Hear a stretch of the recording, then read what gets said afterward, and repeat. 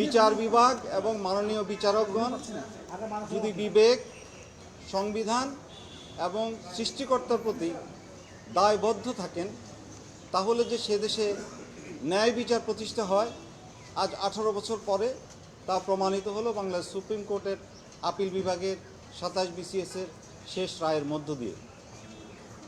দেশের নির্বাহী বিভাগ সম্পূর্ণ অন্যায়ভাবে রাজনৈতিক কনসিডারেশনে প্রায় 1200 মধ্যবিত্ত এবং নিম্ন মধ্যবিত্ত করে ছেলেরা যারা বিভিন্ন বিশ্ববিদ্যালয় থেকে লেখাপড়া শেষ করে 27 BCS-এ উত্তীর্ণ হয়েছিল তাদেরকে বাদ দেওয়া হয়েছিল।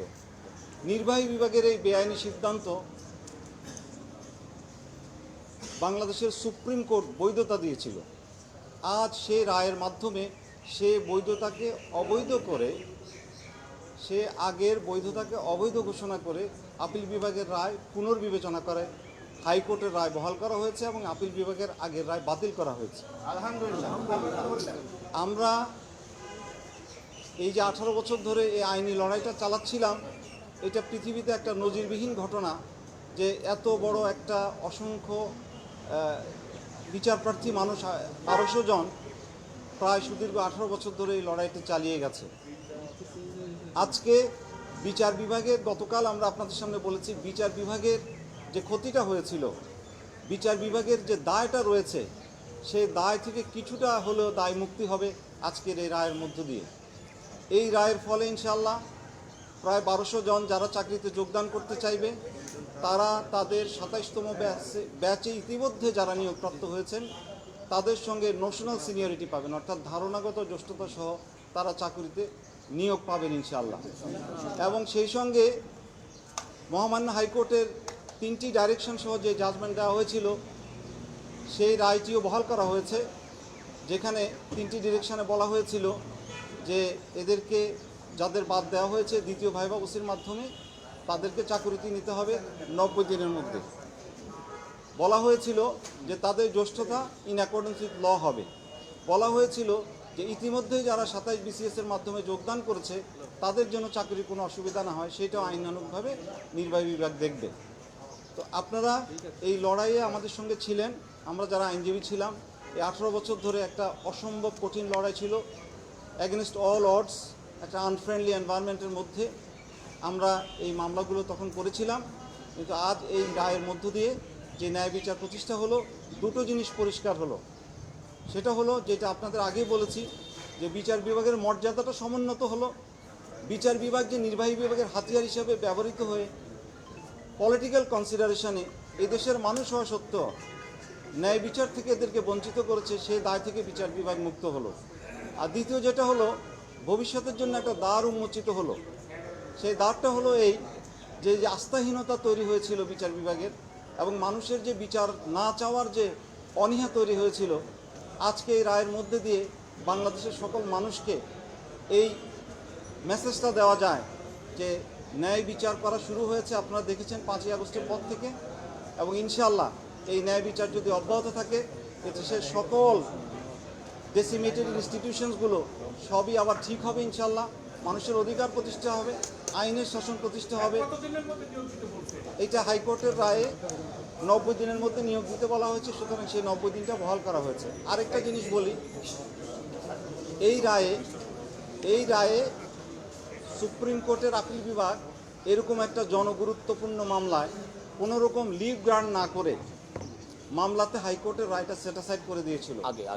আগে যে আপিলটা আমরা আগে করেছিলাম, সেই civil petition for leave to অ্যাপিলে লিভ গ্রান্ট না করে এটা সেটিসফাইড করে দেওয়া হয়েছিল। ওই জাজমেন্টে মহামান্য হাইকোর্টের যে অথর জাজ ছিলেন বিচারপতি, তার নাম বলছি না, সম্মানিত বিচারপতি, তার সম্পর্কে তৎকালীন প্রধান বিচারপতি বহুল আলোচিত, উনি অনেক অ্যাডভার্স রিমার্ক করেছিলেন এবং স্ট্রিকচার দিয়েছিলেন। আজকে এই মামলা শুনানির পরে সেই স্ট্রিকচারগুলো আর থাকলো না এবং মাননীয় প্রধান বিচারপতি মহোদয় এটা কোর্টে একটা পজিটিভ ইতিবাচক আচরণের মধ্যে দিয়ে বলেছেন যে সেই স্ট্রিকচারের বিষয়টিও টেক কেয়ার করা হয়েছে। তো এখানে আজকে এই রায়ের মধ্য দিয়ে একটা দুটো জিনিস না, অনেকগুলো জিনিস পরিষ্কার হলো। এক, সৎভাবে সাহসের সঙ্গে যে সমস্ত বিচারপতিরা প্রতিকূল পরিবেশে রায় দিয়েছেন তাদেরকে সাময়িকভাবে বিপর্যস্ত অসম্মানিত হতে হলে আলটিমেটলি সত্যের বিজয় হয়েছে এবং তাদের ডিগনিটিটা ফেরত এসছে। সেই সঙ্গে বাংলাদেশের এই সাধারণ গরিব মানুষের ছেলেরা যারা বিসিএস দেওয়ার স্বপ্ন নিয়ে বিশ্ববিদ্যালয়ে ভর্তি হয়, তাদেরকে আর পলিটিক্যাল কনসিডারেশনে এইভাবে বাদ হইতে হবে না। তৃতীয় হলো ন্যায় বিচার যা হারিয়ে যাচ্ছিল তা আবার কোনো প্রতিষ্ঠিত হলো ইনশাআল্লাহ। আপনাদের সবাইকে ধন্যবাদ। আমি আমাদের আইনজীবী প্যানেলের পক্ষ থেকে আমাদের lead lawyer senior advocate Salauddin Dolon সাহেব যেটা বলেছেন তার সঙ্গে আমি শুধুমাত্র এতটুকু অ্যাড করতে চাই, যে কোনো শিক্ষিত বাংলাদেশের প্রেক্ষাপটে যে কোনো তরুণের প্রথম স্বপ্ন থাকে বিসিএস পরীক্ষা এবং বিসিএস কোয়ালিফাই করা। আপনারা জানেন যে শুধুমাত্র রাজনৈতিক বিবেচনায় ১/১১ সরকার একদম নিয়ম আইন উপেক্ষা করে তৎকালীন বিএনপির আমলে যোগ্যভাবে নির্বাচিত হওয়া সত্ত্বেও তাদেরকে বাদ দিয়েছে। এই দীর্ঘ আইনি প্রক্রিয়ায় যারা দীর্ঘদিন পর্যন্ত এই লড়াই সংগ্রাম করেছেন, যে সমস্ত শিক্ষার্থীরা তাদের যে সমস্ত স্বপ্ন কখনো ভেঙেছে কখনো গড়েছে, আমি মনে করি দীর্ঘদিন পর্যন্ত তারা আদালতের বারান্দায় যেভাবে ন্যায় বিচার প্রত্যাশা করেছে, আজকে রায়ের মাধ্যমে সেই ন্যায় বিচারটি প্রতিষ্ঠিত হলো। আরেকটি রায়টি হচ্ছে যে ইতিপূর্বে আপিল বিভাগ, যে কথা সালাউদ্দিন দোলন সাহেব বলেছেন, ইতিপূর্বে আপিল বিভাগ লিভ গ্রান্টিং ছাড়া হাইকোর্টের দেওয়া রায়, যে রায়টি এই 1137 জন বিসিএস উত্তীর্ণ প্রার্থীর পক্ষে ছিল, সেই রায়টি বাতিল করে লিভ গ্রান্টিং ছাড়া যে রায়টি ইতিপূর্বে আপিল বিভাগ দিয়েছিল, আজকে রায়ের মাধ্যমে সেই রায়টি বাতিল হলো। অর্থাৎ আপিল বিভাগ আজকে পূর্বের আপিল বিভাগের দেওয়া রায় বাতিল করলো এবং হাইকোর্ট বিভাগের যে রায়ে এই 1137 জন ব্যক্তির চাকরি ফিরিয়ে দেওয়ার ব্যাপারে নির্দেশনা ছিল, সেটি পুনরুজ্জীবিত হলো। অর্থাৎ আমাদেরকে মনে করতে হবে যে হাইকোর্ট বিভাগ যে রায়টি দিয়েছিল সেই রায়টি হচ্ছে এই 27তম বিসিএসের উত্তীর্ণ পরীক্ষার্থীর 1137 জন্য প্রযোজ্য হবে।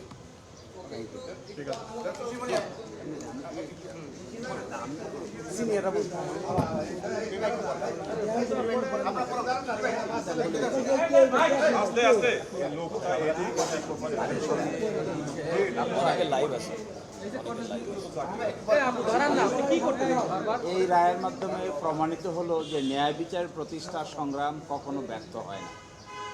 আর আমি আহ্বান জানাবো যারা নতুন করে চাকরি পাবে তারা যেন দেশ গঠনের কাজে আত্মনিয়োগ করে এবং বাংলাদেশের এই শূন্য জায়গায় ছাত্রদের প্রতি শ্রদ্ধা নিবেদন করে ন্যায় নিষ্ঠার সহিত নতুন বাংলাদেশ গঠনের ক্ষেত্রে তারা যেন আপ্রাণ ভূমিকা রাখে, এই আহ্বান সকলের প্রতি।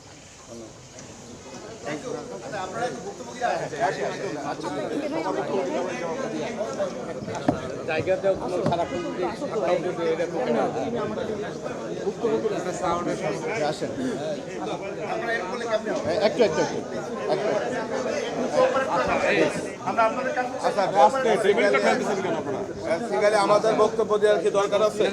আমাদের কোনো বক্তব্য দরকার নেই, আপনারা ওইটাই কন্টিনিউ করেন, এটা ভালো। আচ্ছা ঠিক আছে, ওটাই এনার, আমাদের কোনো বক্তব্য নেই এখানে। শুনেন, আমাদের বিষয়টা হচ্ছে কি, যেহেতু আচ্ছা পরে কথা বলেন, এখানে কথা আছে, পরে কথা বলেন। আলহামদুলিল্লাহ, আমি মোহাম্মদ হাবিবুর রহমান ভূঁইয়া রাকিব, 27তম বিসিএসের প্রথম ফলাফলে উত্তীর্ণ এবং বঞ্চিতদের প্রধান সমন্বয়ক হিসাবে আজ বর্তমান সরকারের কাছে আবেদন জানাই, এই দেশের ছাত্র জনতা এবং শত শত শহীদদের রক্তের বিনিময়ে যে নতুন স্বাধীন বাংলাদেশ নামক রাষ্ট্রটি পেয়েছি, সেটির যথাযথ ব্যবহার করে আমাদেরকে নতুন স্বাধীন বাংলাদেশের সেবা করার জন্য দ্রুততম সময়ের মধ্যে নিয়োগ দেওয়ার জন্য আবেদন করছি। আমার প্রতিক্রিয়া, আপনারা জানেন সেই সময়কার ফ্যাসিস্ট সরকার আমাদেরকে গলা টিপে হত্যা করা হয়েছিল। আমরা এই রায়ে সন্তুষ্ট এবং আমরা আমাদের অধিকার ফিরে পেয়েছি এবং আমরা যেটা দেখেছি যেই কোর্টে অবিচার হতো সেই কোর্টে আজকে ন্যায় বিচার ফিরে এসেছে এবং মাননীয় বিচারকগণ ন্যায় বিচার প্রতিষ্ঠা করেছেন। আমরা আশা রাখছি এর ধারাবাহিকতা থাকবে এবং আমরা আমাদের অধিকার অচিরেই ফিরে পাবো এবং নির্দিষ্ট সময়ের ভিতরে নিয়োগ পাবো। আমরা মহান আল্লাহর কাছে শুকরিয়া আদায় করছি যে আমরা আমাদের অধিকার ফিরে পেয়েছি। আচ্ছা।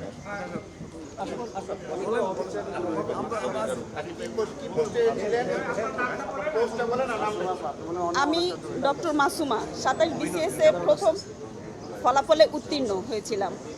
আমি আজকে এই আইনের যে কাঠগড়ায় দাঁড়িয়ে 16টি বছর আমরা ডোর টু ডোর 18 বছর আমরা ডোর টু ডোর হেঁটেছি। আজকে যে রায় পেলাম আলহামদুলিল্লাহ, আল্লাহর কাছে শুকরিয়া আদায় করছি এবং অন্যায় করব না। আমরা কখনো অন্যায় করব না, যে অন্যায়ের আমরা শিকার হয়েছি। সবাইকে ধন্যবাদ।